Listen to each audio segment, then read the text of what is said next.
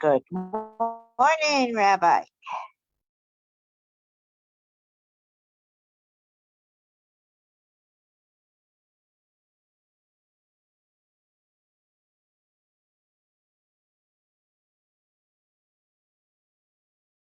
Okay, good morning, everybody. As we go to the Chitas of today, we're holding in the book of the Bamidbar. Today is Tuesday, the third reading in the book of Bamidbar, chapter 5, verse number 1. God spoke to Moses, saying, command the Jewish people, and they shall send away from the camp, anybody who's afflicted, and anybody who has a man who has a discharge, impurity, and anybody who came impure to a dead body. Rashi says this section of the Torah, this section of the Torah was taught the day the Beis Hamikdash was erected. There was on the Chodesh Nisan, and 8 parts of the Torah were said on that day. And this is all brought down in the Gemara in Gittin, page number 60. Rashi says, this is at the time of the camping, there were 3 camps. Within the hanging of the courtyard of the Mishkan was the camp of the Shekhinah, where, so to say, God rested. The encampment of the Levites surrounding it, that was the second camp. Described in portion of Bamidbar later on, was the Levites' camp. From there until the edge of the camp of the vision, all of the 4 sides was the Israelite camp. So there's 3 camps. The camp of the Shekhinah, where the Beis Hamikdash was, the camp of the Leviim surrounding the Beis Hamikdash, and then the camp of the Jewish people that surrounded the camp of the Levites. So you had 3 camps. Anyone afflicted with tzaras was expelled from 3 of them. They had to leave all 3 camps. One who was discharged was allowed at the Israelite camp, but was banned from the other 2 camps. And one that was defiled by a dead body was permitted even in the Levites' camp, and was banished only from the Shekhinah. He was not allowed to come to the Beis Hamikdash. So that's where he went. So that was the law. If you're Mitzvah, God forbid, you had leprosy, the impurity of leprosy, you had to leave all 3 camps. You were impure by omissions. You were allowed in the camp of only your own camp. You could stay home. If you were impure by dead person, you were even allowed into the camp of the Levi, but you weren't allowed into the camp of the Shekhinah. All 3 you weren't allowed in the camp of Shekhinah. And that was, this all brought down in Masechta Pesachim. Pamela Nefesh, Rashi says, Targum Unklis, I believe the word Tame is Aramaic for human bones. There are many such examples in the Medrash Rabbah, and the Shishcha Tamaya, meaning they made his bones be grounded. So Torah Nefesh even means a bone. Verse number 3. Mizachav ad nekeva, for the man and the Urim female. You shall send them away from out of the camp. So they don't impurify, defile your camps, which I dwell in their midst. Verse number 4, Vayasu came in Israel. So did the Jewish people, and they sent them away out of the camp, which God commanded Moshe, Kain asu b'nei Israel. That's what the Jewish people did. Verse number 5. God spoke to Moshe saying, B'nai Israel, speak to the Jewish people, ish, if a man or a woman, if any man or a woman will commit any sin against man, to act treacherously against God. But Ashma, and the man is a nefeshi, and that person is found guilty. What does that mean? What is this talking about? Rashi says, the Torah repeats a section dealing with a thief. This is a person who's a thief, who swears falsely, which is stated in the Parsha Vayikra, and acts treacherously against God because he denies his fellow. He lies. And they ask him to make a vow, and he says a vow in God's name. It's repeated here because two new matters are introduced.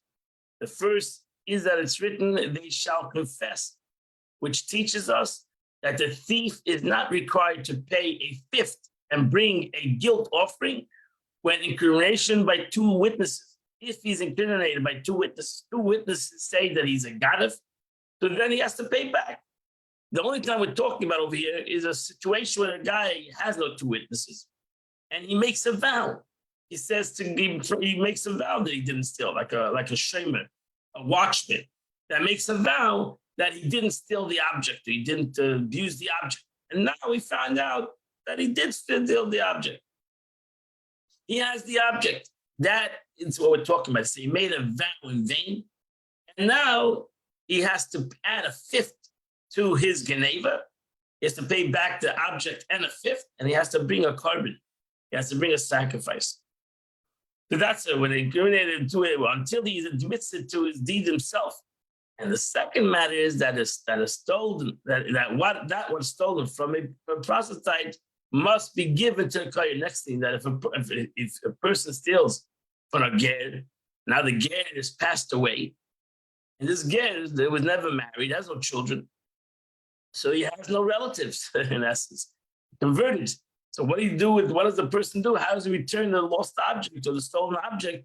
So who did you return it? And the Torah is going to tell you he returns it to the kohen. So they shall confess the sins what they committed. He makes restitution for the principal amount of his guilt. He has to add a fifth. He gives it to the one who's guilty, the one he lied to. And Rashi says this is the principal amount of which he's sworn falsely, and then he gives it to the one who is liable. If the pay owes this amount to a third party, the thief must be paid to a third party. Whatever it is, whoever he stole it from, whether he stole it from the principal guy or he stole it from somebody else who the principal guy gave it to. If he doesn't have a kinsman, then he shall give the restitution. The debt which we restored to the Lord, like kohen, to give it to the kohen. Put in besides the atonement ram, which he has to bring, which he has to bring. Rashi says, for the claimant who made him swear has died and has left no heirs. Rashi says, when one decides to confess a sin, sages say, is there a man of Israel who has no kinsman? Either a son or a daughter or a brother or some other relatives from his father's family, all the way back to his father Jacob, is this a person? So how is it possible for a person to say that a Jew doesn't have a relative? Is a relative. It has to be a relative from his father's side. It has to be somebody up to Jacob. Rather, it's referring to a prostitute, to a ger who died. A ger who converted, and now he died, and he has no relatives. So he doesn't have any relatives because his family, his biological family, once he converted, is not considered his relatives. And if he has no children, then he has no relatives. This is the principle and the fifth. So now the Jew that comes to ask forgiveness for the lie that he said he didn't steal and he made a vow, he has to give it to the kohen. So Rashi says God assumes the ownership and then gives it to the kohen. This was mentioned in Parsha Vayikra, chapter 5, verse 25, which is required to bring. Verse 9, and every offering, every single offering that all the children of Israel, holy things which is brought to the Kohen, lo yeh shall be his. Very interesting verse, this verse. Rashi says, Rabbi Shmuel said, is the truma brought to the Kohen? Does he not go around the granaries and seek it? So what does the case brought to the Kohen mean? These are the first fruits of which is stated he shall bring to the house of the Lord. So we know that in general, the Kohen would come and collect the truma by people. Then Ezra later instituted that you brought your truma to a general place, and the Kohen came to the general place. So you never brought usually a truma to a Kohen. You didn't have to bring it to the Kohen. Kohen had to come to you. But when it came to Bikurim, the first fruits over there, you had to bring it to the Kohen. And that's what that's what I mean. That's what I mean. The truma, the first fruits belong to the Kohen. But I do not know what to do with them. Therefore, the Torah tells us it's the Kohen. It teaches us that the first fruits that they get given to the Kohen. We just had Bikurim. Haga Bikurim. Shavuos was the holiday of the first fruits. The Torah tells us what do you do with all the first fruits that brought to the Beis Hamikdash? The Jews brought to the Beis Hamikdash. Well, give it to the Kohen. Took it home. Verse number 10. Says Kadeshim Lo or everyone holy things shall belong to him. Whatever man gives to the Kohen shall be his. What does that mean? The Rashi says, since the Kohen and the Levites' gifts are explicitly stated, one might think that they can come and appropriate them forcefully. One might think a Kohen can come, or a Levi can come and break into your house and take his truma. It belongs to them. Truma doesn't belong to me. So maybe a Levi or a Kohen can come and break my house, take his truma. No. Therefore, the Torah says everyone holy things belong to him, which informs us that their benefit to give them to whoever, which Kohen he pleases, belongs to the owner. I can give truma to any Kohen I want. You can't force me to give it to you. To the Kohen A, I can give it to Kohen B. So until I have the truma, that's called the Tevas Hana. I have pleasure to give it to which Kohen I want to give it to. So no Kohen can come to my house and say, give me your truma. No, I don't want to give it to you. I want to give it to Yankel. I want to give it to the other Kohen. They, the sages, deduced many other explanations from this clause in the Sifri. And I got the interpretation, every holy thing belongs to him means it is withhold, if one withholds his tithe and does not give them to the Kohen or Levi, those tithes shall be his. What does it mean? For eventually his field will produce only 1/10 of its yield. You want to keep your tzedakah, you want to keep your truma, that's what all you'll have. And therefore, don't be cheap on your truma. Don't hold back your tithing, because your tithing is what, according to what your tithing will be, that's what you'll have for yourself. So if you give your 10th, you'll have the 90%. If you're not going to give tithing, you'll only have the tithing. That's what the Agada teaches, the Pasuk teaches us. So actually, like explain, in essence, according to what you give is what you'll have. So if you give $100, you'll have $1,000. You give $200, you have $2,000. So according to the tithing, according to the tzedakah you give, that's what the Eibishter will give you. It doesn't go the other way around. And according to what you have, you have $1,000, give $100. No, it goes the opposite. According to what you tithe is what you have. So if you give $100, the Eibishter will give you $1,000. If you give $200, the Eibishter will make sure to give you. God will make sure to give you $2,000. And eventually, it's still reduced. Only 1/10 of his usual yield. So this is all brought down in the Medrash. The gift that which he is entitled to, he will have a lot of money. That's what the pasuk tells us. The more you give, the more you will have. The more you give to the Kohen, because give That's why in Truma you have different kind of people that give more, Ayin Tova, good ayahs. Ayin Beinani, person that has a little cheaper, a person that does the minimum. And that completes the Chumash for today. We're holding Shara Yichud Ve'emunah, starting the third chapter of Shara Yichud Ve'emunah.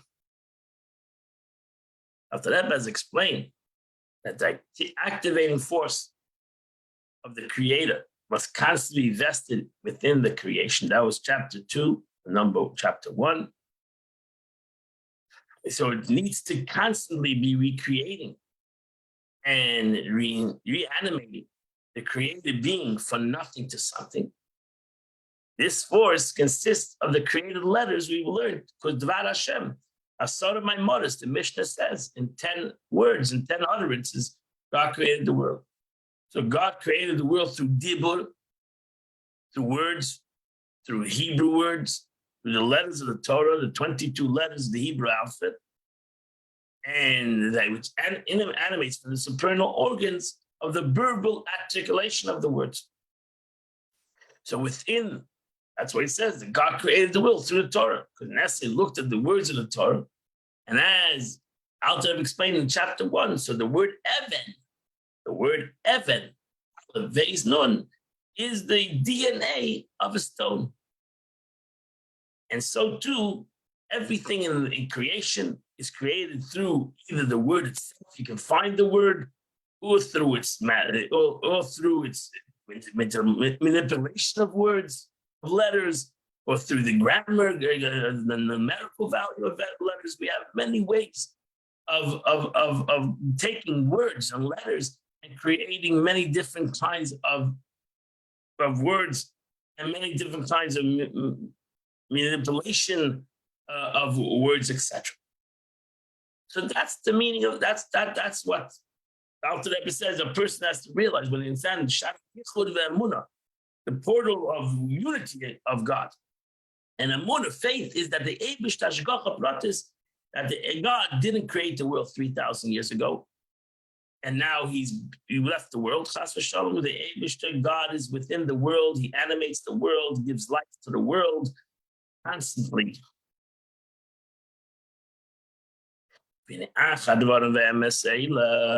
Following these words of truth concerning the nature of creation, namely that the activating force must continuously be vested in the created being and create them ex nihilo, something to nothing, from nothing to something. Kol maskal davar.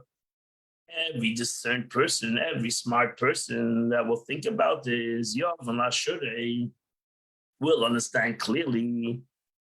Kol nivre v'yesh. Every created and being, every concept that is here in this world, so therefore, even though they appear to have an existence of their own, but in truth, in reality, considered to be absolutely nothing, mamish. If everything needs to have a vivifying force, if everything needs to have something that gives it life, so it's nothing to the thing that gives it life. If I am not in existence without God giving me life, so then what's my true existence? My true existence is God giving me life.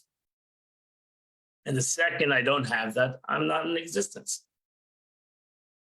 So therefore, I'm something. I'm only something because of something else. So therefore, I'm really nothing.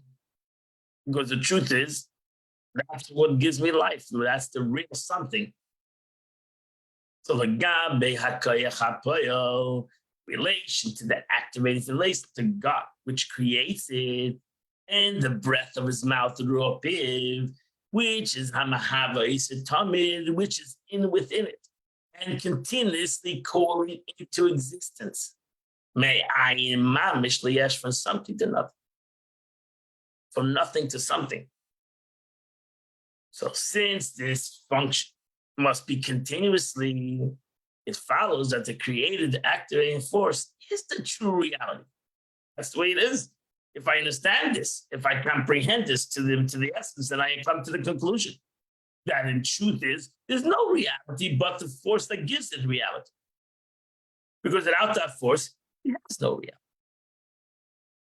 So therefore, the force, the energy, the godliness is the true reality of its existence.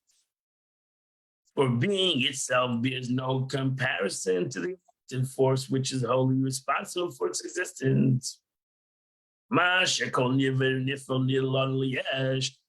Reads that all things created and active appear to us as its own existence, stop substituting tangible, and we fail to see the divine activating force, which is truly reality of any created being. Why don't we see the real truth? Why didn't God give us the capability that we would see the activating force? Imagine if we saw the real thing, we saw the real existence, we saw the godliness that's in everything that's in existence. Because we don't comprehend, nor do we see with our physical eyes, the power of God, which is the breath of the mouth, which is in the created being. So why we don't see it? Why don't we see it? Because if, however, the eye was permitted to see and to comprehend the life force, the spirituality which is in every created being, which flows into it. From the word from the mouth of God, and the breath of his mouth. What would happen? What happened would be a simple thing. And the physicality, the materiality, the tangibility of the created would not have been seen in our eyes at all. Gashmias would be bottled. Gashmias physicality would be nullified. And the physical thing will have no identity. We would lose all our free choice. We would lose all our personalities. We would lose all our physical realities. We will see, this would happen in Matan Torah. This is exactly what happened in Matan Torah. Spirituality was revealed. Physicality had no identity to us.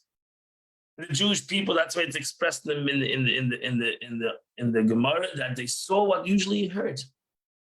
They saw what they usually heard, and they heard what they usually saw. What means that the physical became something that we usually hear, and the spiritual came what we saw. And they lost their identity. And that's why they said to Moshe Rabbeinu, no, we don't want to, we want the physical reality. And the truth is, that's what God wants also, that we should have the physical reality. Because this physical world will completely be nullified in comparison to the life force and the spirituality which is within it. So if we that's the expression, we cannot handle the truth. The truth is hidden in the physical world. Because if we saw the truth, then the whole physicality would become totally irrelevant. And that's the life really of tzaddikim. Righteous people, the world is irrelevant. But to us, the world is relevant. And that's what God wanted, that the world should be relevant. And we should be able to work within the relevance of the world, within the physical reality of the world, to bring about to the capacity that the world does not become nullified, that we should do Torah mitzvahs, bring the truth in this physical reality, not to nullify the physical reality. Because without the spirituality within it, there would be naught and absolute nothingness. Exactly as before the sixth day of creation, in which time the creator was utterly non-existent. And the spirituality which flows into it, from which proceeds from the mouth of God, even from his breath, so to say, who levade, that is alone is continued in Maitzi Tom and Mayan Liefa. That's only brings from naught and nullity into being, and this spiritual reality gives it gives it its existence. Im came efes beladi be'emes, it's truly nothing besides it, and any created part from divinity, the only true reality that brings it into existence. So the created being does not constitute true reality in so much as wholly independent for its existence on the continuous flow of divine life force. Indeed, its existence rarely consists of the activating life force. And if a person would see this, then his whole physical existence would be totally nullified. And amid Shem, right now we cannot handle that because the physicality, that would be a great breakage to us. And we wouldn't exist because we want to have the concept of physicality. And when Mashiach comes, that will be a new reality. But at this present time, the physicality is important to us. And we're not capable of breaking the physicality. But if God would show us the spirituality, we would totally walk away, so to say, from physicality. It would have no agenda to us. We would totally be involved in the spiritual world. And physicality would have no purpose at all. Now you understand what explains that Moshe Rabbeinu, Moses, didn't eat for 40 days and 40 nights. And he says it a couple of times. Because when Moshe Rabbeinu reached that level of spirituality, physicality had no agenda. Didn't even need it for the concept of physical life. You can imagine such a situation, but right now we're not at that level.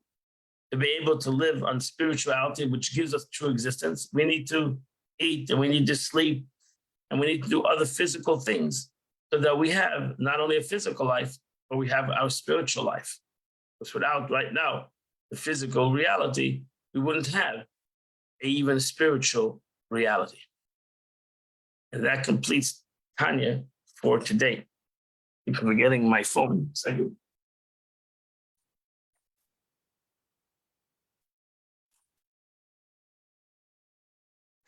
Your phone shouldn't be too close to the water.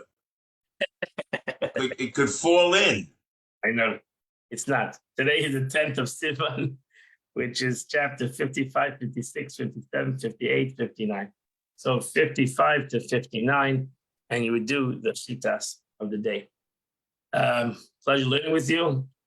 And I wish you all a good day, a happy day, and a healthy day, and a wonderful day. And Meir Shem, we'll see you tomorrow morning.